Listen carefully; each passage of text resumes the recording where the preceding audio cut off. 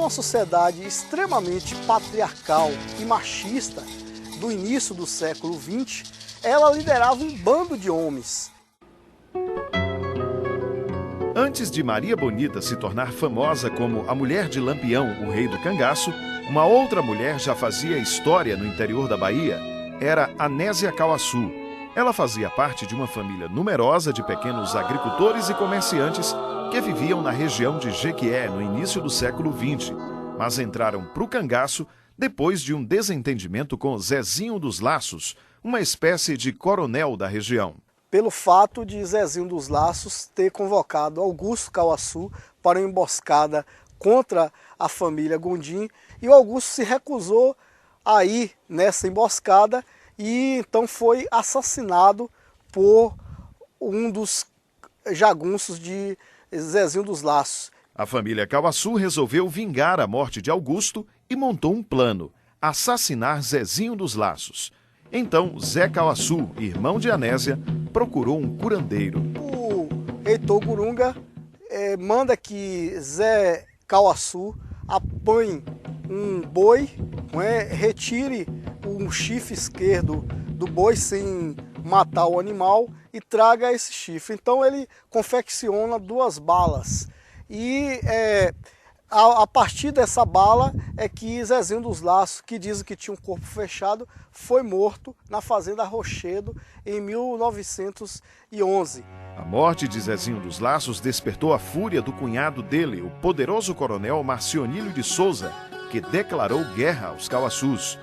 No comando dos cangaceiros Cauaçus estava Anésia, uma jovem que se destacava pela beleza, mas também pela bravura e pelo poder de liderança. Anésia não era a mulher do cangaceiro, diferente de Maria Bonita, de Dadá, de Lídia, que foram mulheres dos cangaceiros. Anésia era a liderança do cangaço.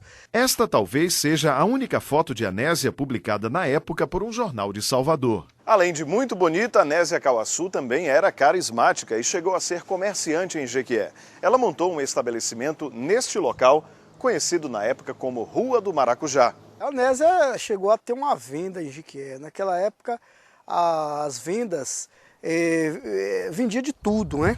E ela era uma pessoa que tinha um bom relacionamento com várias famílias. Os conflitos entre o bando liderado por Anésia e os jagunços dos coronéis da região se tornaram mais intensos e quase sempre os Cauaçus levavam a melhor.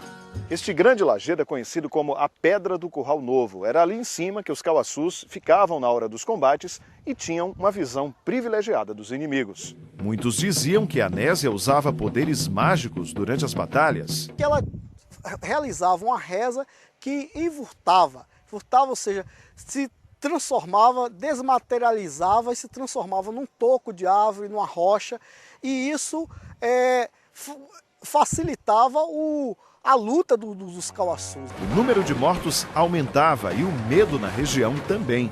Até a Praça Rui Barbosa, no centro de Jequié, foi palco de tiroteios. Este prédio antigo, que ficava na praça e era conhecido como Edifício Grilo, chegou a abrigar cerca de 400 pessoas durante os combates, inclusive o juiz e o promotor da cidade. Pressionado, o governo do estado enviou para Jequié tropas da Polícia Militar com o objetivo de acabar com os Cauaçus. A primeira expedição foi derrotada. Na segunda veio um oficial da polícia conhecido como Pisa Macio. O comandante cometia atrocidades em Jequié. Era aqui, no Morrinho da Matança, que Pisa Macio executava com crueldade aquelas pessoas que ele achava que tinham alguma ligação com o bando dos Cauaçus. Muitos inocentes foram mortos. A situação foi de tal maneira que a população de Jequié fez um abaixo-assinado dizendo o seguinte: governador, mande a polícia de volta, preferimos ficar com os cangaceiros, preferimos ficar com os Cauaçus. Pisa Macio voltou para Salvador e numa outra expedição da polícia, os Cauaçus foram expulsos de Jequié. Apenas um integrante da família foi baleado em combate com a polícia e morreu dias depois. Foi então que o bando se dividiu. Uns foram morar no sul da Bahia, outros foram para o norte de Minas e a Chapada Diamantina. O nome Anésia Cauaçu entrou para a história de Jequié. Quem diria que nascesse a bravura de uma mulher, Foi a primeira mulher no sertão baiano de Jequié a usar calças compridas. Foi a primeira mulher a montar de frente, já que naquele período as mulheres montavam de lado numa cela denominada cilhão. E era uma mulher branca que lutava capoeira naquela época. Anésia Cauaçu, heroína ou bandida? Eu a considero como uma heroína, porque foi uma mulher que esteve à frente do seu tempo e lutou contra a força dos coronéis e a favor dos oprimidos da sociedade. Quem diria que nascesse a bravura de uma mulher, de uma figura pequenina que brincava nos quintais de uma família nordestina, tímida, pacata que era Anésia Cauaçu, linda, formosa mulher.